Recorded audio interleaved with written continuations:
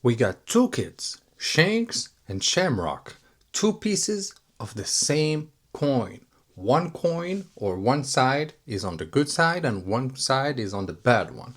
Who is on the good one and who is on the bad one? Is it going to be Shamrock? Is it going to be Shanks or vice versa? You guys, we're going to talk about it throughout this video, and don't forget to like this video, subscribe to the channel, and let's go for this video. So basically, as we understand where the story is today, Shanks and Shamrock, they are basically twins. They have the same face, almost the same hair, but not the same thoughts. And why? Because they were both raised very differently.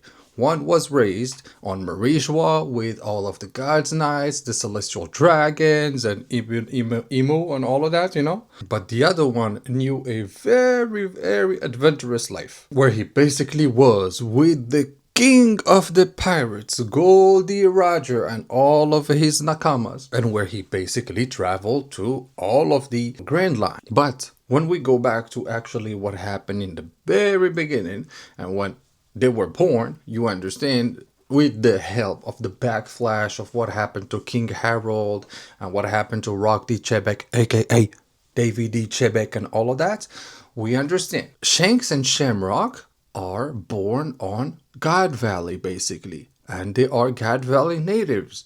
You can consider that. And at the same time, they are born from two parents, basically, for just like everyone, and they are born on one side. Their dad was Saint Garling, so he was probably already a God's Knight already at that time. And at the same time, his mom was a native of God Valley.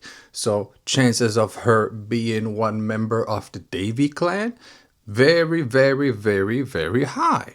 So at the same time, I will call Shanks and Shamrock the destined ones, the destined children, the destiny kids, basically, where they are born from basically the good and bad of the world of One Piece. And hear me out, because if the mother of Shanks and Shamrock represents the Davy clan and the D members and all of that, that in a way represents the good side in a way, you know, the Nika side and all of that. But on the other way, it represents all, Saint Garling represents the darkness and the shadiness of the world of One Piece, if I can say, and the whole side of Imu and all of that. So that's why they are called the Destiny Kids, because they are basically born out of something that should not have been possible in a way, but actually happened. And so just from the fact that they were born, they already had one of the highest ranking status in the world of One Piece already, because of their heritage. And then we've got the God Valley incident.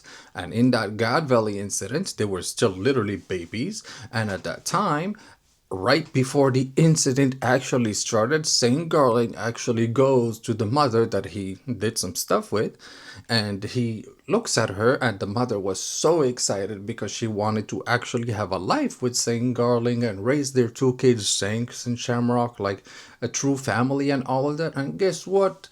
That asshole of Saint Garling actually did? He grabs on basically his knife or whatever, and he stabs her right there and then right in front of the kids. And from that perspective, and with everything that happened during the God Valley incident and all of that, Shanks and Shamrock basically were in the midst of it all, and they basically wanted to survive and everything. But literally the only person who was trying to even save somebody at that point was the goat, Monkey D. Dragon.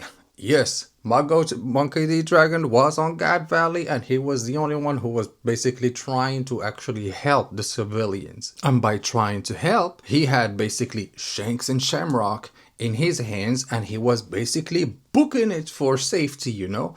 But through it all, he couldn't even save them. And at the end, Shamrock was picked up by a God's Knight, and that God's Knight didn't know that there were two kids and not one. So Shanks was completely forgotten about, and Shanks actually, you know, made it out by himself because he kind of crawled his way into a treasure box, and that treasure box later was actually picked by whoever then the crew of the Pirate King, you know. And so from there on, They both go on to live their life. Shamrock is with his dad, Saint Garling, in Marijois and all of the celestial dragons and all of that. And he's got to get acclimated to the whole status and everything. And he's got to live his life and throughout the ranks and all of that. And at the same time, Shanks is on the seas with Goldie Roger, Rayleigh, and all of his family. That's basically the Pirate King's crew and all of that. So basically, Shanks is the kid of the Pirate King's crew, and they live on their life. Shanks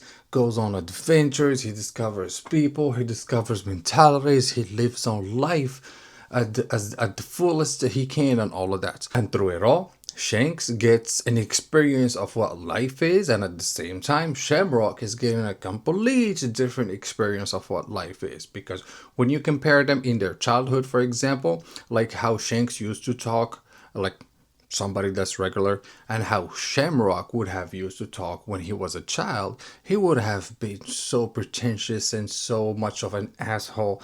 Like literally just like one of those celestial dragons where no one can touch him, or like if somebody even dares to even just, pat them or something like that. Oh, get your hand out of me and stuff like that. That's the kind of attitude Shamrock has grown into, and he's been adapting himself.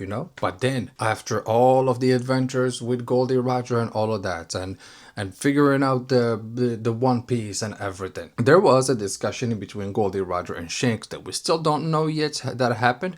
But Shanks literally was crying out of that discussion, and that was basically one of the last discussions that he had with his captain. And from literally the death of Goldie Roger, Shanks decided to not pursue piracy anymore, or basically not pursue the dream of becoming the Pirate King anymore with Buggy.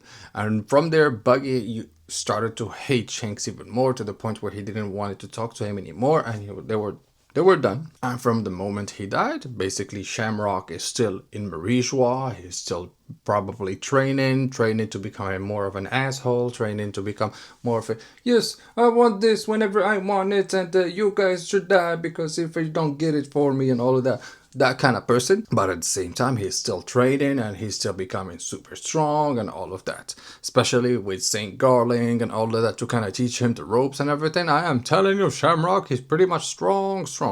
But at the same time, Shanks also, after that, he probably went on to train left and right to like do what he needed to do and all of that. But after a few years, Shanks actually maybe came to a person, and that person was Blackbeard, and they probably fought, and from that fight, that's when Shanks has that scratch on his eye, basically. And from one of the latest chapters where we saw that basically Shanks has a bandana on his eyes to kind of like on specifically this one to kind of like hide the injury, basically, because it's still fresh or something. And I'm probably guessing that Blackbeard ended up telling Shanks some shit. For example, Blackbeard could have been the one to let Shanks know that, hey, you actually come from the same country as I do, God Valley, and this is what actually happened, because Blackbeard must know something. It's Blackbeard. And from the discussion they had, Shanks understood what he needed to do. And what he needed to do was go and confront, or just see his real family, which is on Marijois. And that's probably also the day that he learned he might have actually a twin brother, basically. And now that Shanks actually knows a little bit of what's going on and who he might be and all of that, can you actually consider Shanks a mastermind or not, or like a traitor or something? I do not say so, because if Shanks was a mastermind, he wouldn't have continued the way he would have continued with the pirates and trying to get the Nika fruits and all of that. Like, he wouldn't have went all that way for the good side of everything. And plus, when you watch all of his childhood with Goldie Roger and everything, for the life of me, I cannot see how Shanks can be a mastermind. Because yes, even when he was on Marijois, he went on Marijois and he got introduced to his brother and to his dad and all of that, to his biological dad and everything. He basically got in that mentality of, oh, these are the celestial dragons, they are talking like that, and I need to actually do this and do that so that I get into their skin basically and get as close as I can so that he can get as much information as he can.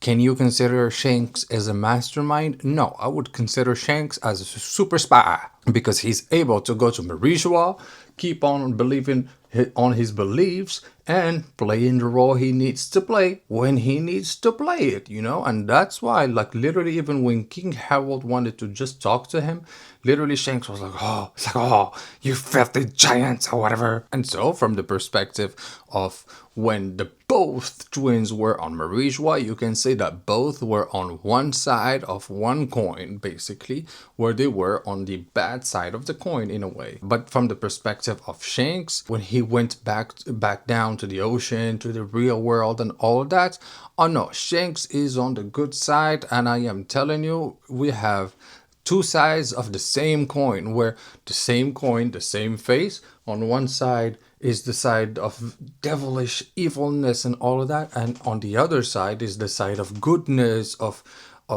adventures and faithfulness and believing in people and all of that stuff, you know. And from the day they got born, they got opposed. And that leads me to actually maybe think that maybe one day we will get actually a whole fight in between Shanks and Shamrock. Basically a fight, Shamrock versus Shanks, and one of them has to survive and one of them has to die. Who is it gonna be on that day? We don't know yet. Maybe it will be Shamrock, maybe it will be Shanks. We don't know yet.